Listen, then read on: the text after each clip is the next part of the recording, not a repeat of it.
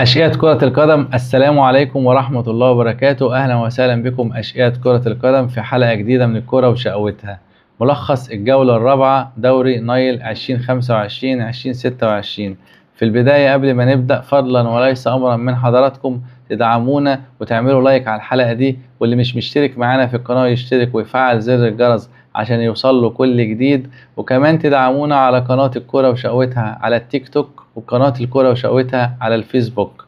ملخص الجولة الرابعة من دوري نايل، الجولة اللي كان فيها أحداث كتيرة، كان فيها متعة وكان فيها إثارة وكان فيها شقاوة. بدأت المباريات بالاتحاد السكندري والبنك الأهلي. الاتحاد السكندري والبنك الأهلي المباراة خلصت 0-0 في مباراة كانت متكافئة ما بين الفريقين، وفي النهاية خلصت وكان رجل المباراة مصطفى إبراهيم. خلصت المباراة بتعادل الفريقين 0-0.